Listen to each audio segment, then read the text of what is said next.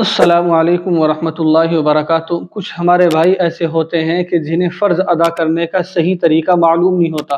اور وہ کسی سے اس کے متعلق دریافت بھی نہیں کرتے، لیکن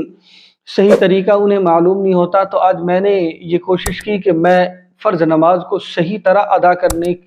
کے متعلق آپ کے سامنے کچھ باتیں پیش کروں۔ تو میں بتا دوں آپ کو کہ فرض نماز ادا کرنے کا صحیح طریقہ اس طرح ہے۔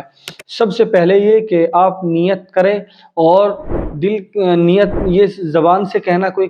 ضروری نہیں ہے۔ جب آپ نے ارادہ کر لیا تو نیت نام ہے دل کے ارادے کا، تو آپ زبان سے کہہ سکتے ہیں تو کہہ لیجئے، نہیں کہہ سکتے تو جب آپ نے نیت کر لی کہ میں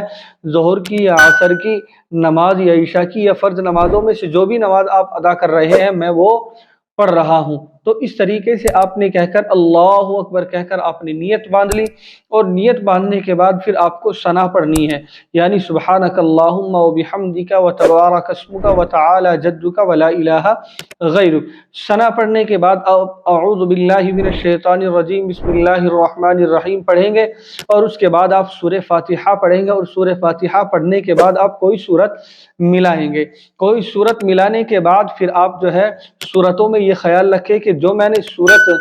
پڑھی ہے پھر اس کے بعد آگے کی سورت پڑھے، یعنی پیچھے کی طرف کو نہیں ہٹنا ہے۔ مثلا ہم نے جو ہے پہلی رکعت میں الم ترا کی سورت پڑھی ہے تو ہمیں اگلی رکعت میں اس سے پیچھے نہیں جانا، آگے کی طرف کو جانا ہے، یعنی ہمیں اگلی رکعت میں لإلاف قریش، یہ ترتیب ہے اس طریقے سے، یعنی الف لام میم کی طرف سے آپ سمجھ لیجئے ترتیب ہے، اس ترتیب سے ہمیں جو ہے نماز میں قرآن کریم پڑھنا ہے۔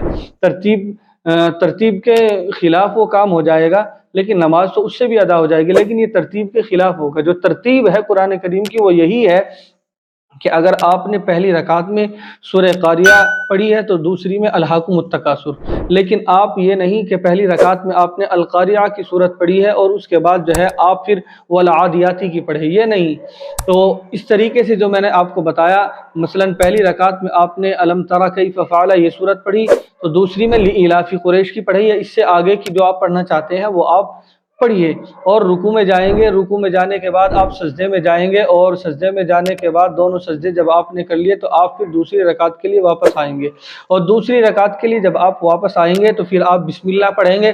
سورہ فاتحہ پڑھیں گے، اور کوئی سورت ملائیں گے ترتیب کے اعتبار سے۔ جو میں نے ترتیب آپ کو بتائی ہے اس میں آپ ترتیب کا خیال رکھیں، نماز تو ہو جائے گی، لیکن وہ ترتیب کے خلاف کوئی کام ہوتا ہے۔ جب ہم نماز بھی پڑھ رہے ہیں تو ہر اعتبار سے ہماری نماز صحیح ہونی چاہیے، تو ہم نے دوسری رکعت میں بھی سورہ فاتحہ پڑھی، سورت ملا لی اور رکوع سجدہ کیا، سجدے کے بعد پھر ہم پہلے تشہد میں یعنی التحیات میں بیٹھ گئے، اور اس میں پورا تشہد پڑھنا ہے، یعنی اشہد ان لا الہ الا اللہ واشہد ان محمدا عبدہ ورسولہ، یہاں تک ہمیں پورا پڑھنا ہے۔ پھر ہم تیسری رکعت کے لیے جب ہم کھڑے ہوں گے تو تیسری رکعت کے لیے کھڑے ہونے کے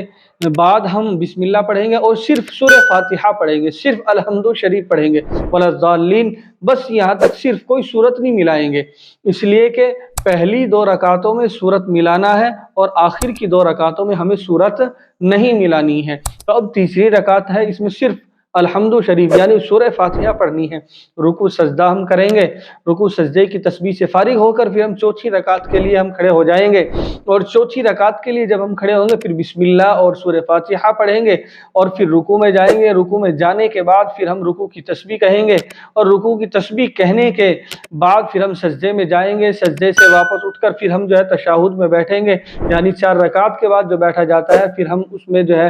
دعا پڑھنے کے بعد پھر ہم سلام پھیریں گے۔ یہ فرض نماز ادا کرنے کا طریقہ ہے، مرد اور عورت دونوں کے لیے ہے، یعنی تنہا اگر کوئی نماز پڑھ رہا ہے تو مردوں کا بھی یہی طریقہ ہے اور خواتین کے لیے بھی یہی طریقہ ہے۔ لیکن اگر مرد امام کے پیچھے نماز پڑھ رہا ہے اور شروع سے امام کے پیچھے نماز پڑھ رہا ہے تو وہ پھر جو ہے جیسے ہی